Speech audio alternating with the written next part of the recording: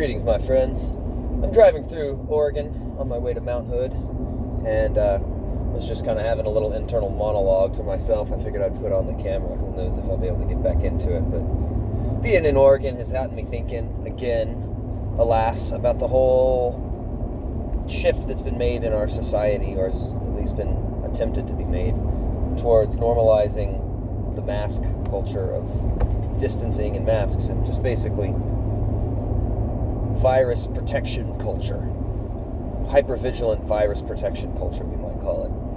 And, I'm thinking about that, and I'm just thinking, how's a peaceful, non-agitated, non-agitable, compassionate person walk into a situation like that, attempting to find out if, I can buy things in this store or not without participating in their ritual.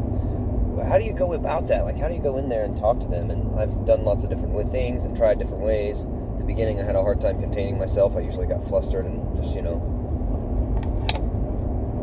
spoke disparagingly of their disregard for liberty and the principles of freedom. But I guess nobody's going to take the time to listen to this kind of thing, usually in these situations anyway. But when I make videos, the video records it and I don't get interrupted, so I'll just go ahead and say it like I would if somebody did listen. It's like, look, man, there's no need for me to wear a mask. You can't establish that there is, and there's so many ways in which there's no need. To begin with, I'm not sick.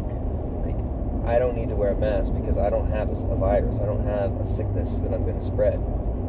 I know that because I know my body, and I know what being sick feels like. It doesn't seem like I should have to explain it, but I know when I'm sick and when I'm not. And when I'm not sick, I don't need to wear a mask because there's nothing for me to transmit. And, beyond that, even if I was sick, wearing a mask isn't an effective way to stop spreading sickness. It's just not. It's not nearly effective enough to completely change the way we do society for that reason. It just doesn't follow. It's a non-sequitur. And so a non-sequitur is something that comes after something as if it's derived from it, or as if it's a causal thing, but it actually has no connection. It's just, it's a way of deception sometimes. And there's people at work to make it seem like it follows, to make it seem like this is the obvious answer. Whoa, well, we just need to all start wearing masks and put dots on the floor, and etc. So the people that want that and who designed that, they paid a lot of money and produced a lot of propaganda to convince people that follows. That when you have a viral outbreak, that the thing to do then is to follow all these protocols that aren't backed by science, that don't have studies showing their efficacy. They're simply inventions, late inventions, recently invented protocols that are being foisted upon us without negotiation or discussion or public forum. They're being foisted upon us dictatorially. And it doesn't follow that wearing masks around all the time is good or helps or keeps people safe.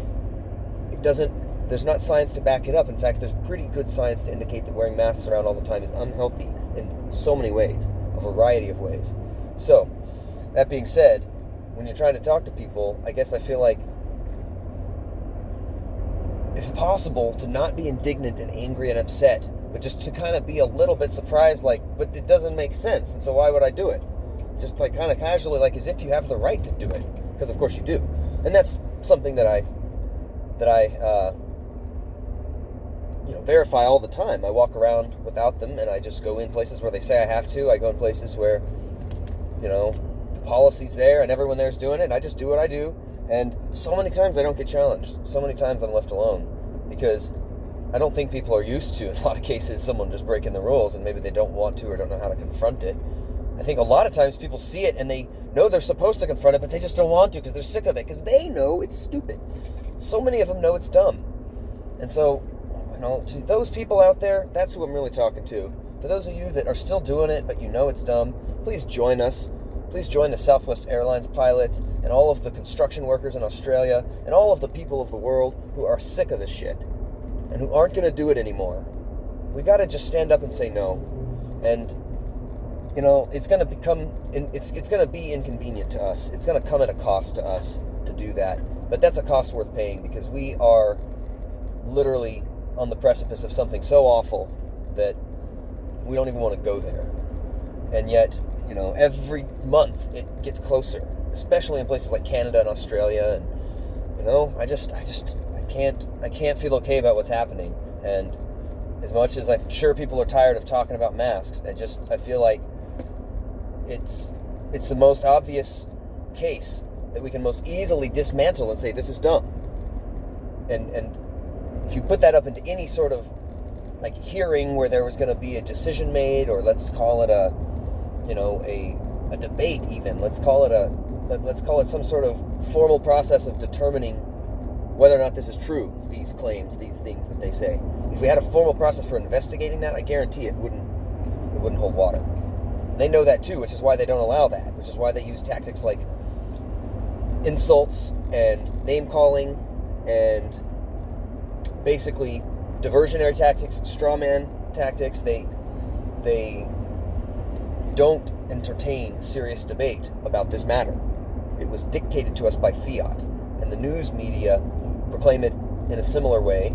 And if they do have debates on it, they do it in their own controlled fashion. And of course, they rarely go on with hard-hitting alternative media people who could ask them some questions that they wouldn't be very comfortable with. So they don't do that. They don't entertain the debate. They don't allow us to discuss the matter, at least not in an official public way. We all do, of course, and that's what's great about the fact that we still have some freedom, and there's still some internet freedom, even though they're censoring the major platforms. There's non-major platforms that you can go over to and you can get the truth. And I'm learning about some of those, and I'm getting more plugged in with Peak D and the whole Hive network. It's something that I've heard about a while ago and just never really realized how much this has taken off and how good this is, that there's alternatives. And for now, we can still utilize the mainstream channels for as long as they're still active, but we can anticipate those being cut off to us. And we do still need to have information exchange where we can talk about things and we can educate each other, share experiences, and support each other. We have to support each other, y'all. We have to support others who are fighting for freedom, who believe in individual sovereignty, and who believe in peaceful, non-aggression living, who believe that it's wrong to aggress against others and to force them to do things. If you're one of us who believe that, then we need you to stand up.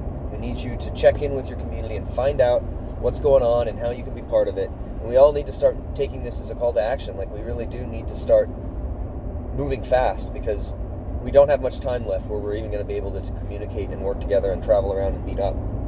Seemingly, unless we do something, it's going to shut it down. They're going to shut it down. And then what? Then what are we going to do? Well, there's a lot of answers to that question. That'll be topic for another conversation another day. But I'm going to go ahead and wrap this up and say farewell to you, my friends. I will be continuing to pontificate these matters, and we'll continue to share conversation and ideas. So thanks for everything, and I'll be seeing you.